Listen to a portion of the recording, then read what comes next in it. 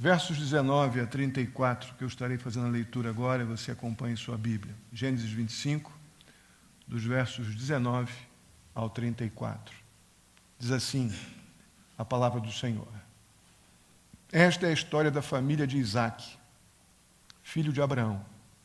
Abraão gerou Isaque, o qual aos 40 anos se casou com Rebeca, filha de Betuel, o arameu, de Padã Arã, irmão de Labão, também arameu. Isaque orou ao Senhor em favor de sua mulher, porque era estéril. O Senhor respondeu à sua oração e Rebeca, sua mulher, engravidou. Os meninos se empurravam dentro dela, pelo que disse: por que está me acontecendo isso? Foi então consultar o Senhor. Disse-lhe o Senhor: 2 nações estão em seu ventre.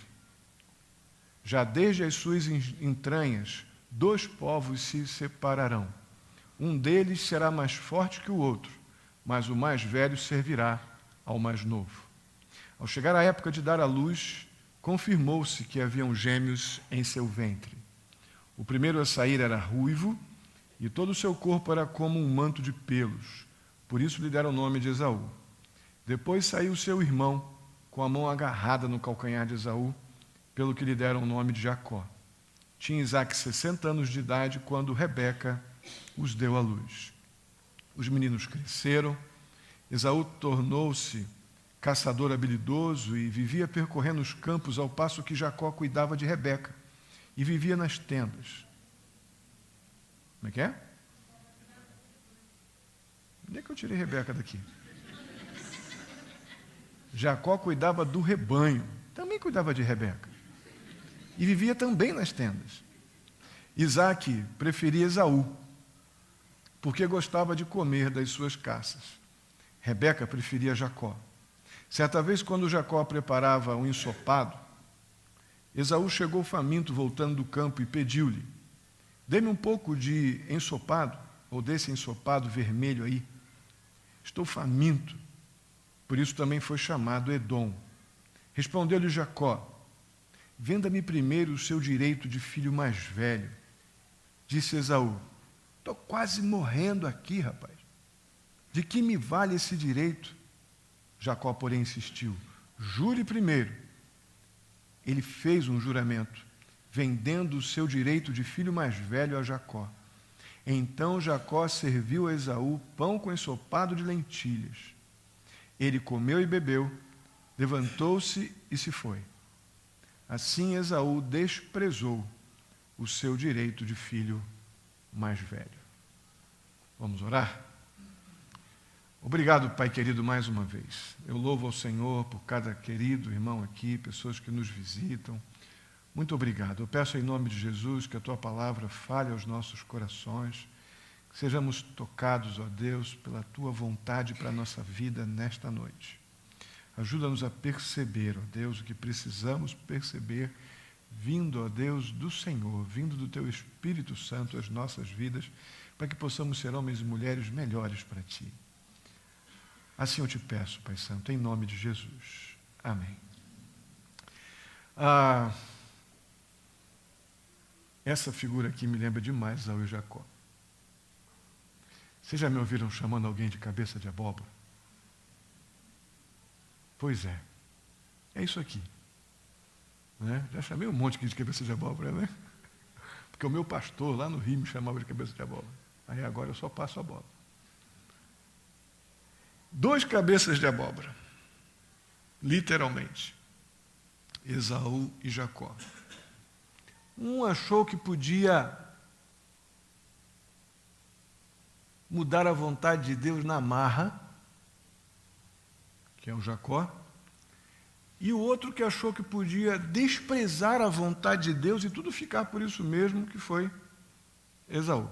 Concorda comigo que são 2 cabeças de abóbora? Bem abóbora. Irmãos, nenhuma passagem do Antigo Testamento coloca tão bem a questão da eleição como Gênesis 25. Estamos diante de um texto claro quanto à eleição.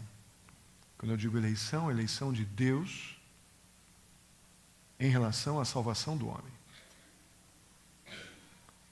Eu sou convicto nessa afirmação de ser o texto do Antigo Testamento enfático sobre essa doutrina, porque nada mais nada menos que o apóstolo Paulo decidiu usar esse evento, citando este evento de Esaú e Jacó, lá em Romanos 9, como uma ilustração das suas afirmações quanto à doutrina da eleição. Então não é uma coisa que eu inventei, é algo que está na Bíblia, reforçado pela convicção do apóstolo Paulo citar o capítulo 25 de Gênesis, em Romanos 9, que é um dos capítulos clássicos do Novo Testamento quanto à eleição divina. Hoje nós vamos falar um pouco dessa relação de escolhas de Deus numa relação direta com a conduta do homem. Se há ou não alguma relação aí. Nós falaremos sobre vontade de Deus ou vontade divina e a relação disso com a vontade humana, a vontade da pessoa. Mas eu quero rapidamente passar os olhos aí na primeira parte, dos versos 1 a 19. Eu não vou ler, eu vou apenas citar. Mas aqui nos versos 1 a 11 nós vemos que Abraão morre. Abraão morre aos 175 anos de idade. E eu quero destacar aqui no verso 9, acontece algo surpreendente que me chamou a atenção quando eu reli e me lembrava desse texto, e relembrava, que nós vemos Isaac e Ismael juntos sepultando seu pai. Ismael, nós lembramos que ele foi deixado nos seus 12, 13, talvez 14 anos de idade, junto com a sua mãe no deserto, voltando para o Egito, e não se ouve praticamente mais falar dele.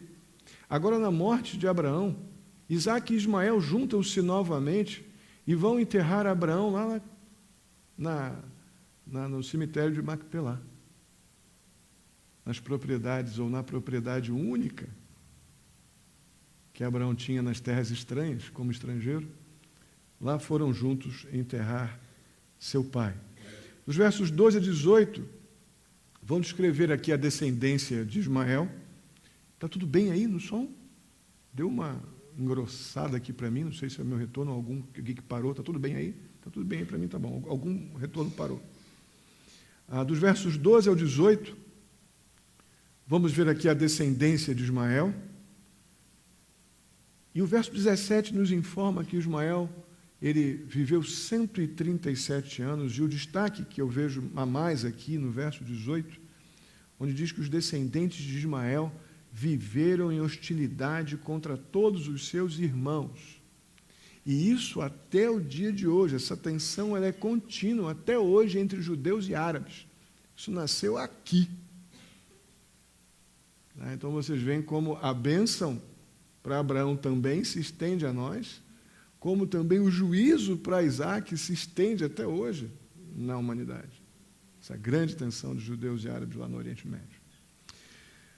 São muito fortes as evidências da doutrina da eleição em todo esse processo que envolveu esse contexto aqui da promessa que Deus fez para Abraão, lá no capítulo 12. Em todo tempo nós vemos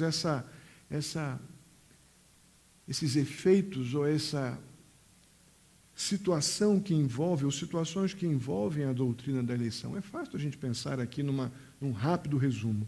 Deus escolheu Sara, não Agar, nem Quetura, que foi uma outra mulher de Abraão que vemos aqui no começo do capítulo 25, para ser a mãe do filho da promessa. Das 3 esposas, pelo menos, descritas aqui na Bíblia, não foi nem Agar, nem Quetura, foi Sara, aquela que seria a mãe do filho da promessa. Deus escolheu Isaac muito antes dele nascer para ser o herdeiro de Abraão. Soberania absoluta de Deus. Abraão, de suas esposas, teve vários filhos, mas só Isaac era para ser aquele através do qual as bênçãos prometidas viriam. Nós vemos toda essa performance da doutrina da eleição acontecendo em todas as situações. E agora, nos versos 19 a 26, o processo continua. A doutrina da eleição ela continua surgindo fortemente na vida, no desenrolar da vida desses meninos. Vemos aqui, ainda na família de Isaac e Rebeca, né? Isaac casou-se com Rebeca aos 40 anos, mas ela só teve filho 20 anos mais tarde porque ela é estéril, até uma situação correlata com a situação de Rebeca, né? Ou com a situação de Sara anteriormente. Aí vai Isaac, vendo a situação da sua esposa, sem filhos, clama ao Senhor, intercede junto a Deus, e ela fica grávida em resposta às suas orações, vemos isso no verso 21. Rebeca está grávida, e começa uma nova situação, no verso 22, ela está muito perplexa, porque as crianças brigam demais dentro da barriga.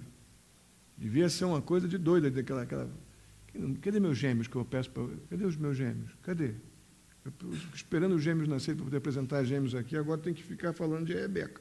Vou falar de vocês com as crianças brigando dentro da barriga. O que é? Brinca não? Aí, ó, a outra aí, ó. A outra até com sono frio ali, o salão também. Ó. Dorine, minha irmã, tu sabe tudo disso aí, né? Pois é, ela estava numa apreensão muito grande. As crianças brigavam demais dentro da barriga. E ela foi ao médico. O verso 22 diz que ela foi consultar o Senhor. Interessantíssimo isso. A expressão, eu dei uma procuradinha aqui na expressão, a ideia de consulta mesmo. Só que ela não foi no SUS, ela não foi no ginecologista, ela foi ao Senhor. A consulta foi espiritual. Senhor, o que está acontecendo? Estou entendendo que essa briga dentro de mim aqui está muito estranha. E Deus pacientemente atendeu. Sara atendeu a consulta. Não é? E disse no verso 23 para Rebeca, disse Sara, né? 2 nações estão em seu ventre. Já desde as suas entranhas, 2 povos se separarão. Um deles será mais forte que o outro, mas o mais velho servirá ao mais novo. Eu imagino agora a perplexidade de Rebeca. Sem ultrassom morfológico, Deus já deu aqui toda a dica do que estava por vir para Rebeca. No verso 24, ela toma conhecimento, então, que ela estaria dando luz a gêmeos.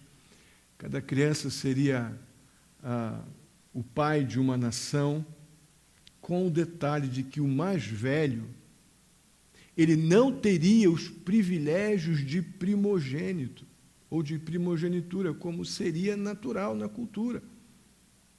Todos os privilégios que viriam daí. Tecnicamente, então, Esaú era aquele camarada que seria o herdeiro de todas as promessas que foram lá feitas a Abraão. Isaac agora seria o continuador dessas promessas e passaria ao seu primogênito, mas não foi o caso aqui agora. Mas essa profecia, ela não foi só importante para Rebeca, mas ela tem um valor muito grande para nós também, o fato de que Deus inverteu uma ordem natural dos fatos. Tem muito valor isso para a gente, porque isso indica o princípio que fundamenta a doutrina da eleição. Está exatamente aqui.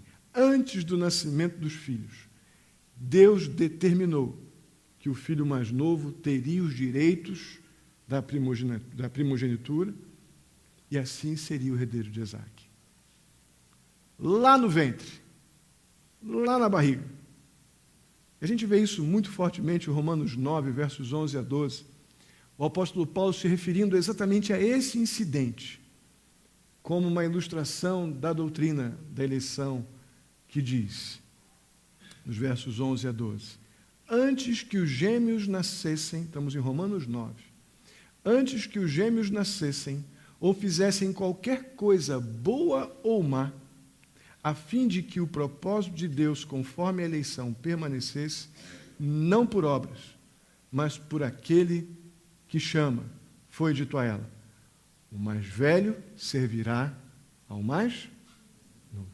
Irmãos, embora nós saibamos perfeitamente que Deus, na sua onisciência, é claro, Ele sabia de todas as ações dos filhos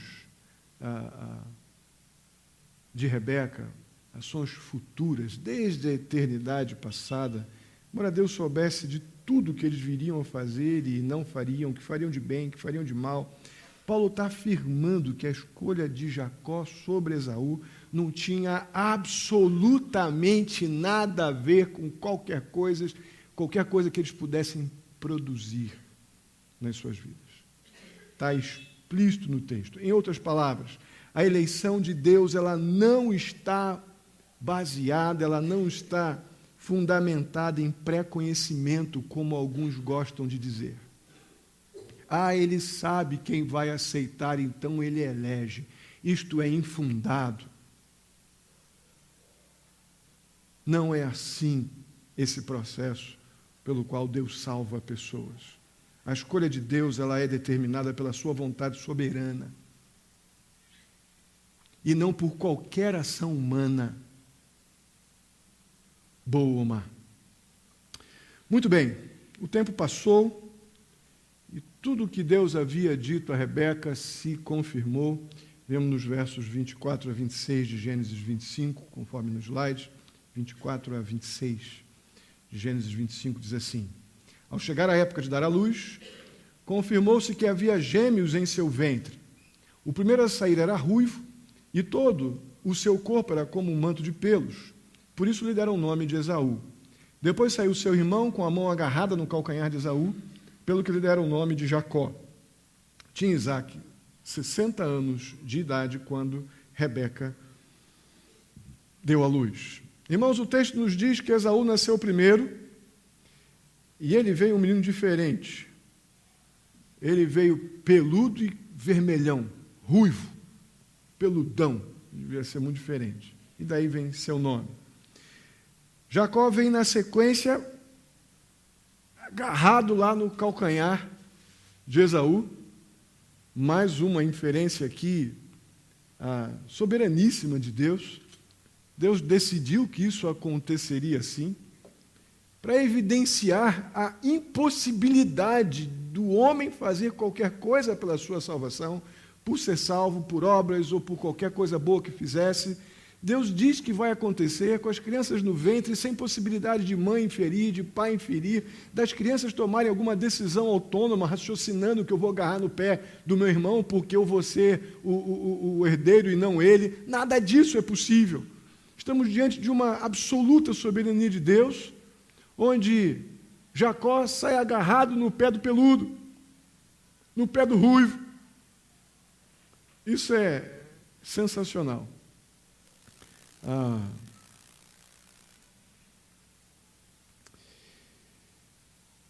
O tempo passa, essas crianças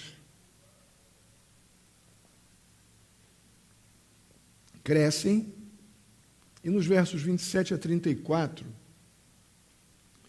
nós vamos encontrar aqui a narrativa da transferência na marra de primogenitura, da grande manipulação que Jacó fez para tomar a primogenitura de Esaú. Foi ardiloso, foi meio maquiavélico até, mas não foi isso que determinou a bênção de Deus. A bênção de Deus foi determinada no ventre. Não foi essa manipulada, essa armada, essa coisa até de mau caratismo de Jacó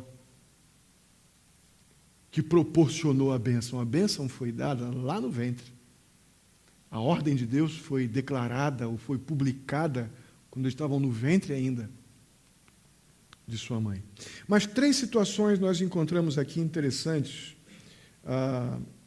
que apontam para as diferenças que aconteceram na vida já adulta ou de criança, adolescente, até essa fase desse momento aqui, que já eram adultos, jovens. 3 situações aconteceram que marcaram essas diferenças entre Esaú e Jacó depois de crescidos. A primeira delas, os meninos tinham características totalmente diferentes. Eram diferentes por natureza. Esaú parece ter sido do tipo Indiana Jones, né? Um cara aventureiro, caçador, devia ser bom de papo também, devia ser meio fortão, aquele cara que não tem não para nada, resolve tudo. Eu creio que era bem esse o perfil do Esaú. Isaac gostava muito disso. Vimos isso no verso 28. Já Jacó era calmo. Jacó, pelo jeito, era um cara pensativo, mais interessado em ficar em casa, cuidando ali, ajudando a mãe e tal, oportunista, certamente. Era um cara de pensar mais, não era muito de sujar a mão, não tinha muito vínculo com aventuras, mais quietão. Não que ele não tivesse ambição, muito pelo contrário. Vamos ver isso já já. Muito ganancioso, ambicioso demais. Mas, literalmente, ele não era de trabalho pesado, não era o perfil de Jacó. A segunda situação que separava esses dois era uma perigosa, complicada afetividade dividida dos pais. O texto deixa claro que Esaú era bem o tipo de filho que Isaac gostava. Já o nosso Jacó, mais gentil, mais amável, ele tinha a preferência, ficava mais tempo dentro de casa também, ele tinha a preferência maior de Rebeca, né? Quem é que não quer um filho para ajudar a lavar louça, né? Mais ou menos devia acontecer bastante isso. Só que essa preferência trouxe um problemão para a família. Essas preferências não são boas em situação alguma, em circunstância alguma, e aqui também não seriam. Trouxe divisão não somente entre os filhos, entre Jacó e Esaú, mas houve uma divisão também forte, uma tensão familiar entre Rebeca e Isaac. A coisa não foi boa de forma alguma, tanto que, lá no capítulo 27, que vamos ver daqui a 2 domingos, Rebeca ela vai conspirar com Jacó para enganar seu marido. Então, esse negócio de preferência dentro de casa é um problema, isso não vai nunca dar certo. E aqui não foi diferente. E a terceira situação que nós vemos aqui dessas diferenças desde o ventre é essa coisa oportunista de Jacó tomar malandramente a primogenitura do seu irmão Esaú. Esaú estava no campo, era normal ele estar lá, ele caçava, ele plantava, ele cuidava da terra, o cara era bom, era esperto, era bom para essas coisas. Jacó, obviamente, por ficar em casa, fazia janta, fazia ensopado, fazia lá sopinha de lentilha, tal, tudo mais, para sua mãe, dava aquela mão. Vemos isso no verso 29. Até aí não tem pecado nenhum. A questão é que no verso 30, Esaú chega do campo, talvez suadão, com fome, cansado, ele sente aquele cheirinho de ensopado de lentilha, devia ser o prato preferido dele, o prato predileto, e ele já vai meio hipnotizado para a cozinha. Quando Jacó vê Esaú chegando, ele, opa, agora, já havia uma lei no Código de Hammurabi, que eu já disse para vocês, que permitia uma negociação de primogenitura, caso houvesse interesse de ambas as partes. Isso não tem nada a ver com espiritual, isso era coisa bem material e carnal, mas essa herança aqui era altamente espiritual, a bênção que Deus deu a Abraão, que deveria ser para sua progenitura, ou sua descendência, melhor dizendo, era algo muito espiritual, mas Abraão estava também muito ligado nisso, não, ele queria o direito, que não era dele naturalmente. Ele vai ardilosamente, deve se colocar na frente do fogão, peraí, Esaú, peraí, vamos conversar. Eu sei que você está com fome, mas vamos pensar aqui algumas coisas, vamos ver se dá para a gente fazer uma jogada aqui interessante. O que ele diz no verso 31? Me venda primeiro o seu direito de filho mais velho. É claro que eu creio que existe aqui algum critério de respeito, de ordem aqui, porque um respeito muito patriarcal da parte de Isaac, deles não se pegarem de tapa aqui nessa hora, né? Porque tu chega com fome em casa, o outro está em casa, fez a comida, trabalhou também, fez a comida, mas tu chega em casa, aí teu filho, aí os irmãos aí, chega em casa, ô Bela, chega você com fome e a Ágata fez uma comidinha gostosa, e estou com fome, a Ágata chega, ó, pode parar, tu vai ter que me dar alguma coisa tua em troca para poder comer. Acho que vai dar fight. Vai não, Silvio? Né? Parece que a coisa lá não caminhava nessa direção pelo próprio sistema patriarcal. Porque aqui, numa primeira olhada, era para ele sair no tapa. Esaú já chegar e dando a mãozada em Jacó, seu bobão, sai da frente, rapaz, estou com fome. Mas não acontece isso, muito pelo contrário. Parece que Esaú para, diante desse questionamento complicado de Jacó: venda-me primeiro o seu direito de filho mais velho. Aí, de forma bem carnal, de forma bem impulsiva, Esaú, de forma meio suicida, meio estranha, ele estava completamente disposto a trocar o seu direito de primogenitura, seu direito à herança, a herança espiritual recebida desde Abraão para Isaac, e agora, por direito, deveria ser dele. Ele simplesmente larga a mão disso tudo por um jantar.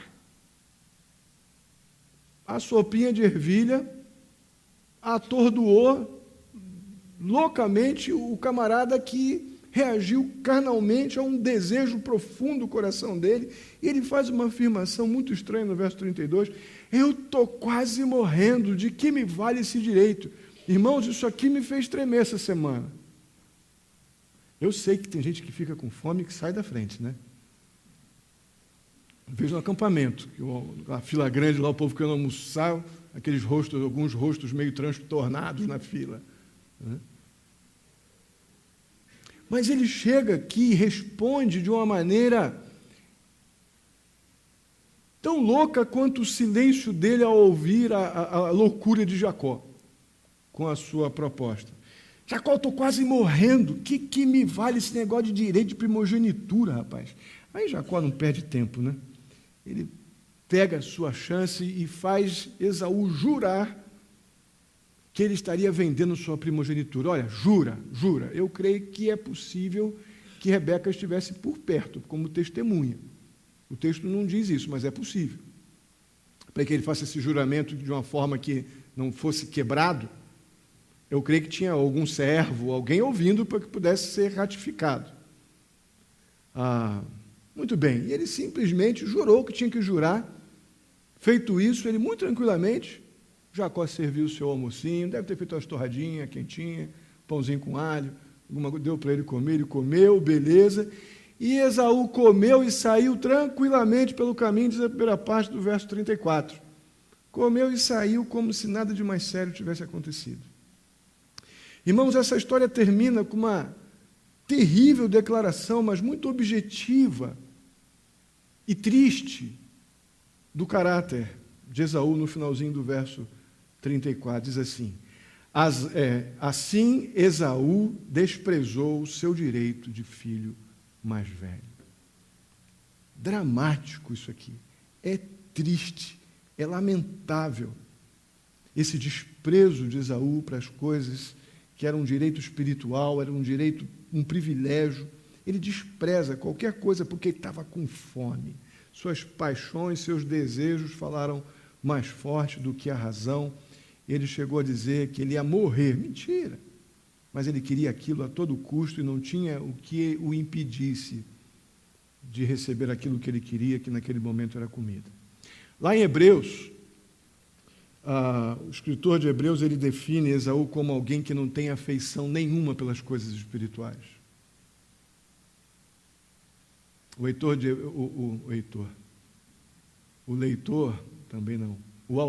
de Hebreus, ele define então Esaú como uma pessoa que despreza, não tem nenhum tipo de vínculo com as verdades espirituais que ele conhecia. Ele simplesmente abandona. Olha o que diz os versos 15 e 16 de Hebreus 12. Vamos ler juntos? Cuidem que ninguém se exclua da graça de Deus como Esaú, que por uma única refeição vendeu os seus direitos de herança como filho mais velho. Que drama, irmãos! Isso é dramático. E a triste aplicação que eu pretendo fazer para esse momento da história é que nós inclinamos muito facilmente para as coisas passageiras. A gente muito facilmente inclina para as coisas temporais, para as próprias necessidades que passam. A gente inclina fortemente para essas coisas mais do que para os privilégios espirituais que envolvem as coisas eternas que nós já conhecemos. Nós muito facilmente nos envolvemos a ponto de quase dizer, ó, eu morro se eu não tiver isso, uma coisa que talvez depois de amanhã já passe. E a gente julga que a gente morre se não tiver aquilo. As coisas temporais têm um peso muito forte também em nossas vidas e a gente muitas vezes abre mão, despreza verdades espirituais que nós já confessamos que cremos em tantas outras oportunidades em nossa vida. A gente despreza, a gente diz que Esaú era ruim, mas nós temos muito de Esaú e umas belas pitadas de Jacó também. Esse desprezo pela graça de Deus é assustadoramente comum. Como Isaac, nós também, numa primeira olhada, a gente também costuma preferir os Esaús do que os Jacós. Vê se eu estou exagerando. Quando você bate a olhada, uma primeira olhada em alguma situação, tem que escolher alguém para jogar no teu time de vôlei. Vamos botar aqui nosso vôlei de sexta-feira.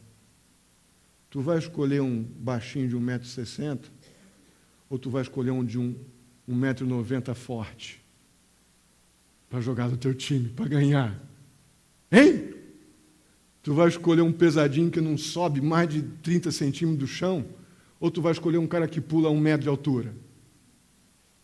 Os gordinhos não pulam muito, né? Vai dizer que a gente não tem preferências também pelos Esaús, pelos caçadores, pelos fortões, pelos bonitões. Alguém que vai ser numa capa de revista é o magrinho, ou é o Esaúzão que vai para a capa de revista? Nós somos assim. Nós somos assustadoramente assim, como Isaac. Aí as pessoas nos dizem assim, você só vive uma vez, você tem que viver o máximo que você puder, tem que tirar o máximo da vida. Gente, essa frase é de Esaú. Não me interessa primogenitura, eu quero comer. Essa frase é de Esaú, no século 21. Você tem que aproveitar. Você tem que fazer as coisas que as pessoas estão fazendo. Você tem que curtir.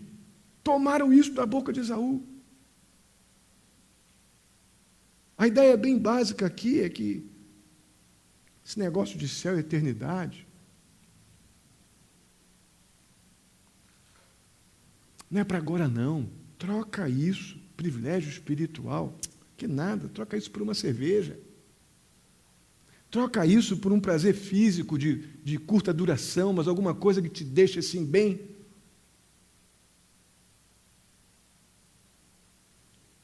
Troca, despreza o teu direito. É a proposta de Esaú, irmãos. Você, adolescente, você está debaixo dessa pressão todo dia, você, jovem. Você tem um monte de Esaú te fazendo essas propostas todo dia. Despreza. Pensa esse negócio de céu e eternidade amanhã. Agora, toma cerveja. Vem com a gente. Fica, come, bebe.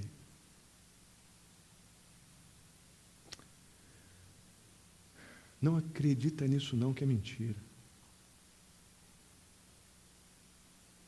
Não vale a pena desprezar os privilégios que Deus nos dá. Aí a carga está em Esaú, né? Mas vamos olhar um pouquinho para Jacó. Jacó foi, obviamente, ao contrário de Esaú, um cara que ele valorizou demais a sua primogenitura. Na verdade, até demais, né? Ele valorizou tanto que estava disposto a descer ao nível mais absurdo, dentro de sua casa, só para tomar algo que ele queria obcecadamente, obstinadamente. Esse é o motivo dessa capa. 2 cabeças de... Nós não somos um pouquinho cabeça de abóbora, irmãos? Nós temos tantos momentos de cabeça, dá para a gente sair pela rua com uma abóbora na cabeça, né? Algumas coisas que a gente faz, pensa e decide.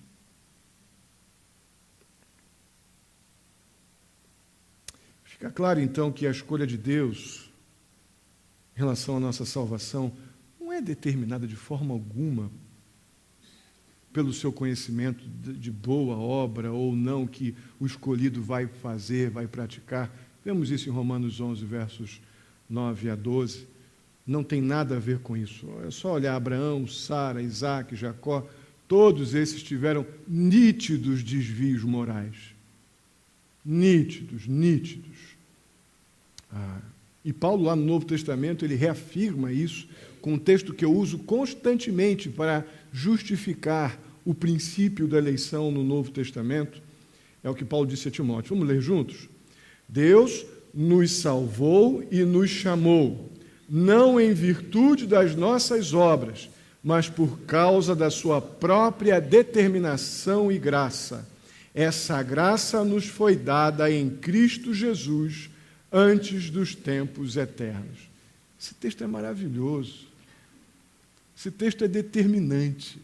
Só o teimoso resiste às verdades implícitas aqui nesse texto quanto à doutrina da eleição. Deus escolhe pessoas, sim, mas por causa do seu amor, por causa da sua graça, por causa da sua própria glória. Isso aconteceu antes dos tempos eternos, não por causa de futuras boas ações que alguém possa praticar. A condição do homem sem Deus é de perdido. Todos os que Deus escolheu salvar são pecadores. Todos que Deus escolheu salvar são pecadores perdidos, mortos em pecados e delitos, cativos, não somente do próprio pecado, mas também cativos de Satanás. E agora você vai ver, para a sua anotação, algumas passagens bíblicas que vão sustentar o que eu estou dizendo, você anote, depois você vai poder ler em casa. Nós somos escolhidos e salvos não por causa de qualquer decisão que nós tomamos ao lado de Deus, muito pelo contrário, porque até a decisão que nós tomamos de confiar em Deus é fruto, é resultado da ação de Deus e não do homem. E você tem base bíblica forte para tudo isso, que está aqui. Deus, através do seu Espírito, Ele dá vida ao morto. Ele regenera o morto. Ele tira o morto da condição de pecador, culpado, e coloca o pecador na condição de pecador redimido, perdoado, dando vida e dando fé. E é dessa forma que o homem se aproxima de Deus, porque Deus o chamou, Deus o trouxe para ele. E durante todo esse processo, nós também expressamos fé em Jesus Cristo para a salvação, mas até essa fé ela também vem de Deus. Nós precisamos de Deus até para crer nele. Até para termos fé salvadora, eu dependo de que Deus, mediante a obra do Espírito Santo, ponha em mim a capacidade de crer nele como Salvador. Irmãos, quando nós percebemos essa nossa condição de pecadores, absolutamente limitados, absolutamente incapazes de resolver o nosso problemão de pecado, nosso problemão de vazio, nosso problemão de separados de Deus, de cansados talvez já de tantas tentativas de chegar até Deus, mas não encontramos vigor em nós mesmos e rapidamente perdemos o propósito, quando nós percebemos que é o pecado que nos aflige e nos impede disso. Quando essa percepção acontece, isso já é a obra do Espírito Santo, já é Deus nos convencendo do nosso pecado. Quando essa percepção de que eu por mim mesmo eu estou perdido, eu não tenho o que fazer por mim, isso já é a ação salvadora de Deus, vindo ao meu encontro com o objetivo específico de me chamar para Ele mesmo. E aqui você encontra também base suficiente bíblica para essas minhas afirmações. Meu querido irmão, o meu real desejo nessa noite é que você esteja percebendo que você mensure, perceba quão incapazes nós somos de promover para nós mesmos qualquer tipo de perdão ou autojustificação. Está percebendo a sua incapacidade? Como você não está em nós a capacidade de promover alguma coisa boa que faça Deus vir em minha direção e me ache uma pessoa legal, me salve, me perdoe e me dê vida eterna. Jacó e Esaú, 2 cabeças de abóbora. Agora coloque seu nome aí e diga: eu, cabeça de abóbora.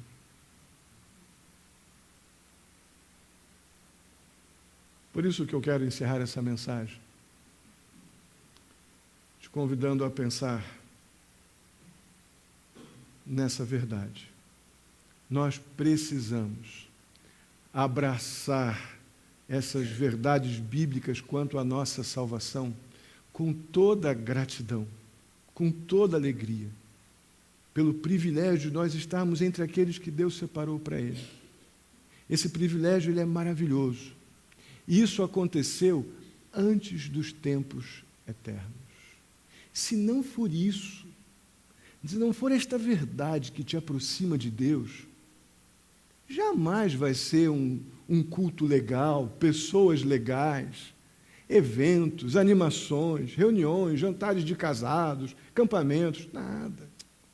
Isso não tem consistência, poder em si mesmo de gerar salvação para ninguém. Quem dá salvação é Deus. Quem liberta o escravo do pecado é Deus. Quem nos chama é Deus. Quem dá fé para crer nele mesmo é Deus. É Deus. É Deus. E é Deus de novo. É este amor que a gente não tem como explicar, que nos leva a estar no horário na igreja, que eu fui pastor Átila chamando a atenção do horário mais cedo. É este amor que nos salvou e eu não explico, que me faz ter temor ao Senhor na obra, no serviço da igreja.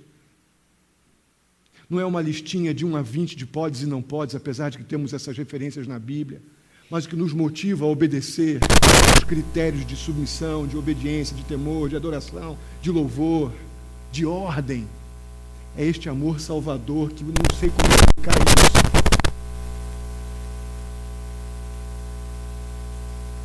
É este amor que nos constrange a uma vida de obediência. É este amor que nos faz sair de casa numa tarde chuvosa. É este amor que nos tira da preguiça, da negligência espiritual, quando a gente não quer ler a Bíblia, não quer fazer um tempo devocional de qualidade, não quer orar, está com preguiça. É lembrar que eu fui salvo por um amor que eu não explico. Eu sou um caboclo que Deus chegou, agora você é ouro, meu filho. E agora você é meu filho, porque eu te fiz assim. Eu coloquei você nessa posição. Eu decidi amar pecadores, dentre os quais vocês estavam lá. Isso aconteceu antes dos tempos eternos. Amém? Vamos ficar de pé.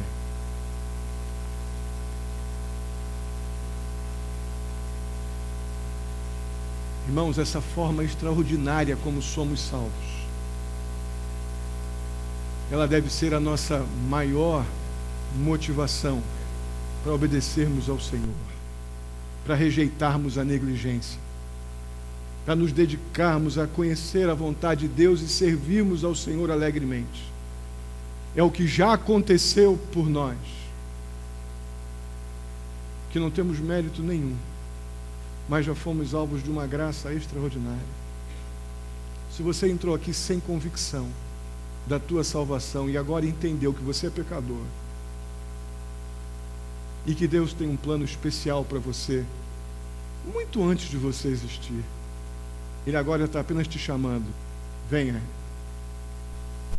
eu sou e eu sou o que te dá a vida eterna. Venha. Está feito o convite. É o Senhor quem nos faz. Não pelo que você fez, nem pelo que você fará.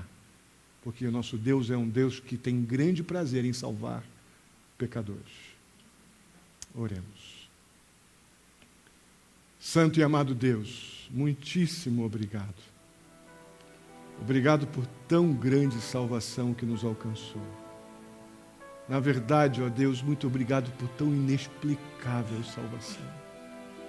Por este amor teu, ó Pai, inimaginável, mas que nos foi, ó Pai, derramado.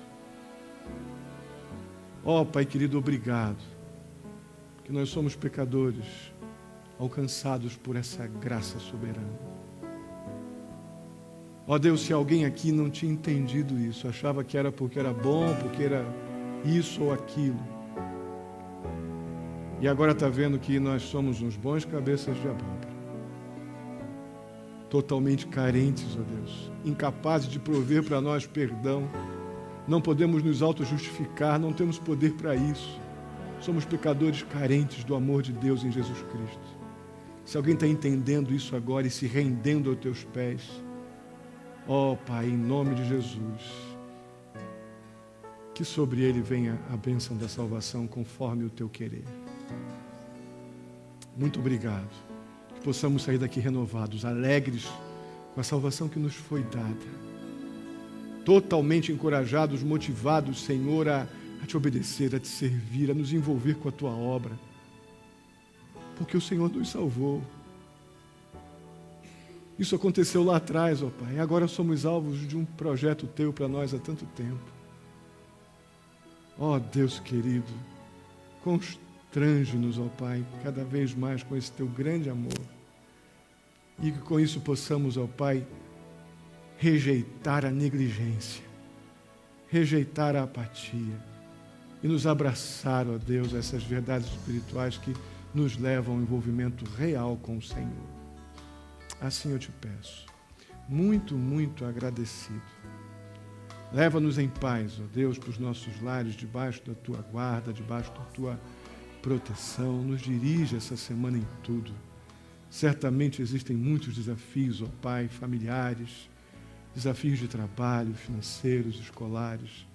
Ó Deus, em nome de Jesus, que saímos daqui completamente dependentes do Senhor, dirigidos e guiados pela tua santa, perfeita e boa vontade. Muito obrigado pelos dízimos e ofertas. Continua abençoando a tua igreja. Ó Deus, estamos diante dos projetos, ó Pai. Temos Estiva, temos o projeto Docmos, temos Bazar, ó Deus, tantas coisas por acontecer, comunidade imediata. Ó Deus Santo, dá-nos liberalidade, dá-nos capacidade, dá-nos recursos, dá pessoas, ó Deus, com desejo de servir. Ó Pai, em nome de Jesus, que possamos estar nos dispondo para a tua obra. Tem muito para ser feito, ó Pai. Levanta as pessoas, ó Deus.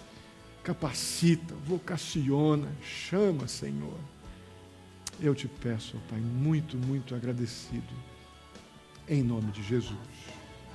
Que a graça do nosso Senhor e Salvador Jesus Cristo, o amor de Deus, nosso amado Pai, a comunhão e a consolação do Espírito Santo esteja sobre a vida de cada um de vós, queridos irmãos, hoje e até a vinda do nosso Senhor Jesus Cristo. Amém e amém. Deus os abençoe. Podem sentar. Tenham o seu tempo de oração. Estarei à porta para cumprimentá-los.